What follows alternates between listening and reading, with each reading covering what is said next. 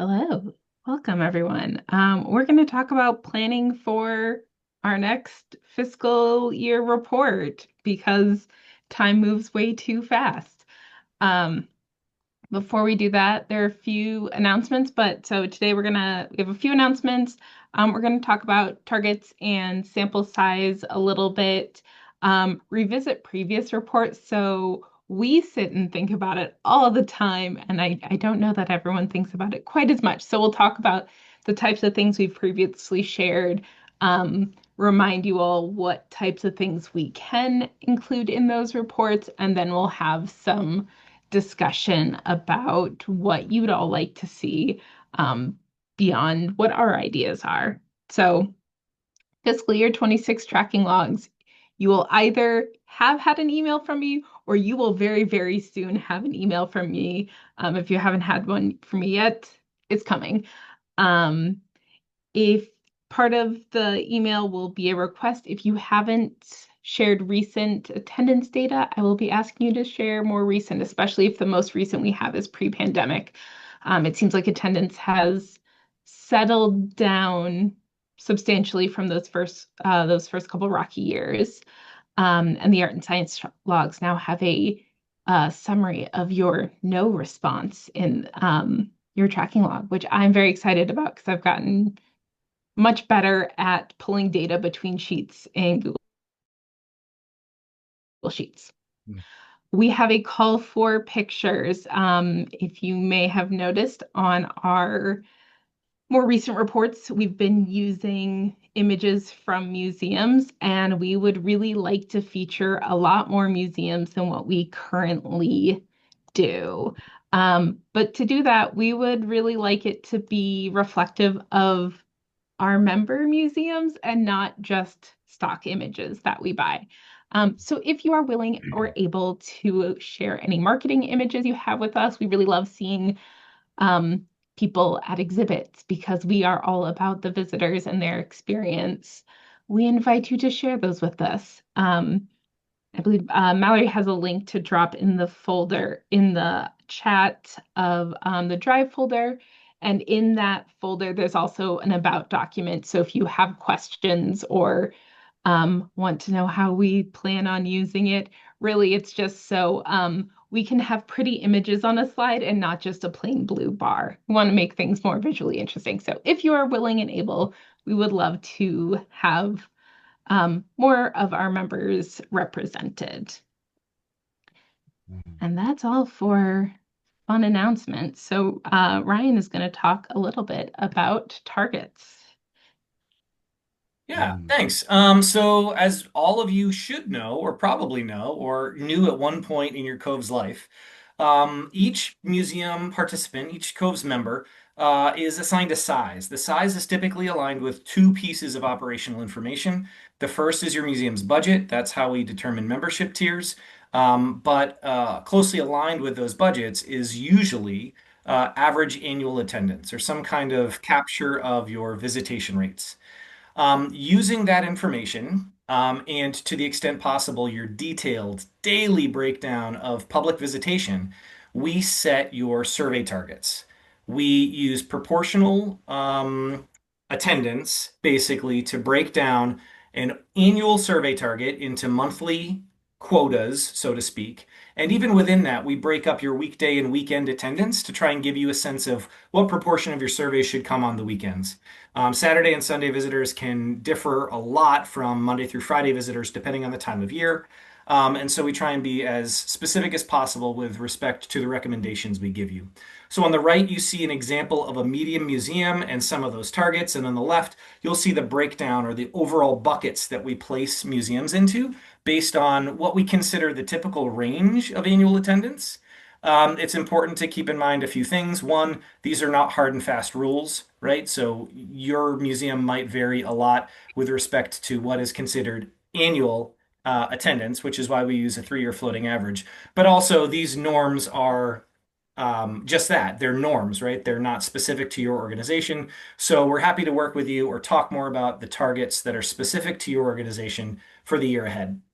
But we lead with targets because that gets into our consideration of what we consider like high quality data when we get to the aggregate reporting phase. So Allison, if you can hop to the next slide. And also please, Allison and Mallory, hop in if you think I'm skipping anything. When we think about those survey targets and everybody's expected contribution of data based on the standardized methodology that we train everyone in, and specific to the call that we had just a few months ago about QR responses in lieu of the standardized protocol, there are two criteria for data eligibility for the upcoming aggregate report. The first is that less than 1/3 of your total surveys collected for the last year should be from QR responses. The rest should be from that random sampling protocol, which is a staffed exit intercept. And the second is that regardless of your museum size, regardless of the total amount of data you should have collected, you need to have submitted or collected at least 100 completed surveys from visitors over the course of the year. Now, 100, of course, is not the desired amount of data that anyone should have, but it is the bare minimum that we consider acceptable towards our aggregation process. Next slide, please. The reason this 100 number is really important is because we want to think about the reliability of the data that you provide in terms of how it represents your visitors overall. So again, the buckets that you saw there for very small museums is 500, getting up to medium, which is 800 to 1,000, and then large. We have museums that have targets around 1,200 to 1,400 surveys a year, but we've worked with a couple institutions and some of you on the call to set targets above 2,000 so you can do more granular reporting. We have a huge range in the sample sizes that your organizations contribute towards the COVES dataset. And for that reason, we need to use statistical weighting to make sure that we don't overrepresent the large museums and underrepresent the small museums. So here you can see the formula that we use. And Allison, if you click the next button, we'll break it down just a little bit more with what each piece of this formula implies.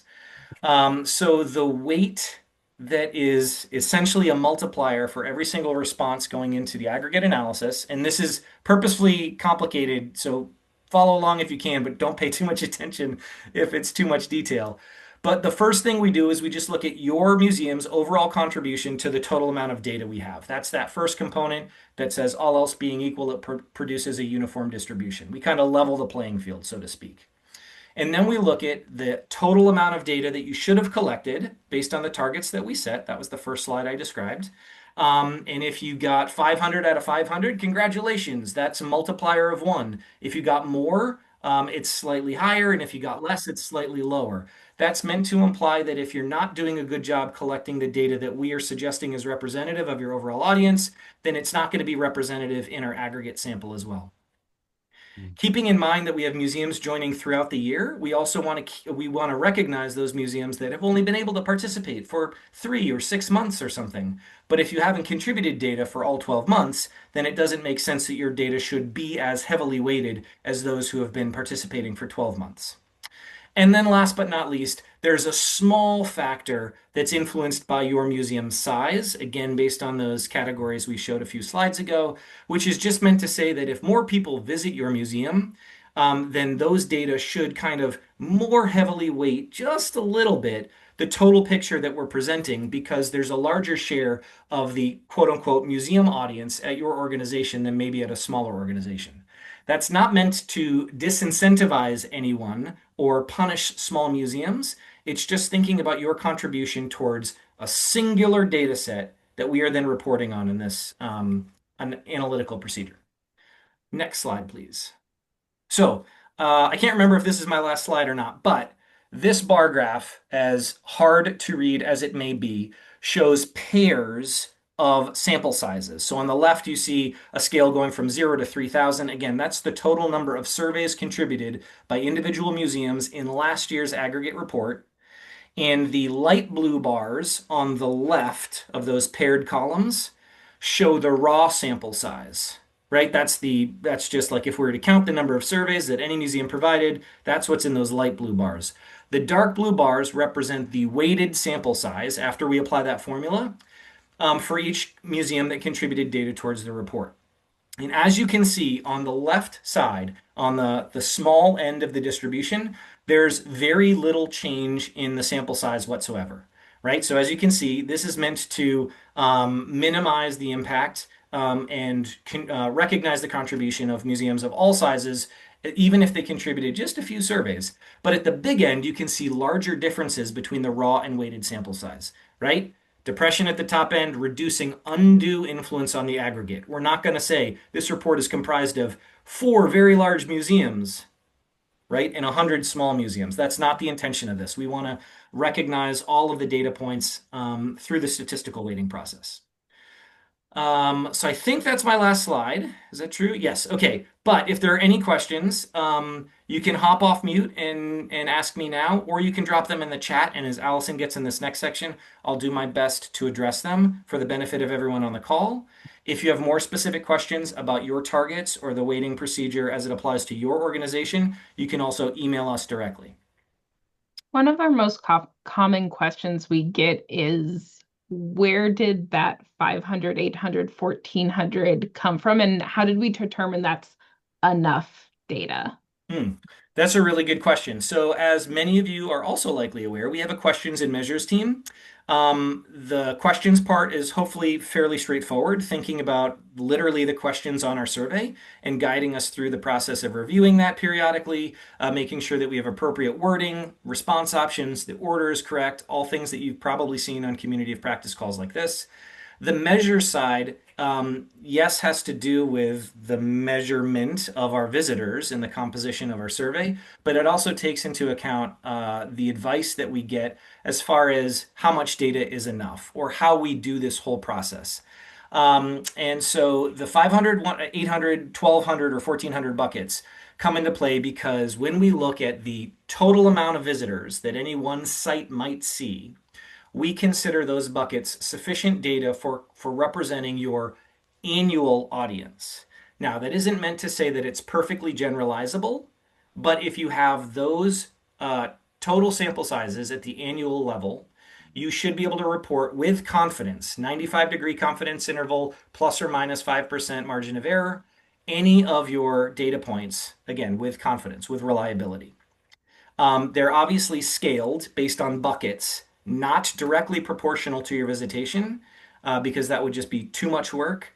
Knowing that the targets themselves are they're arbitrary is entirely the wrong word. They're not arbitrary at all, but we know that no one hits their targets every single month dead on without a little bit over 1 month or a little bit under another month. So this is to give you the representative sample that you need to draw those inferences. It's also important to recognize when you think about those buckets that the surveys represent more than one visitor.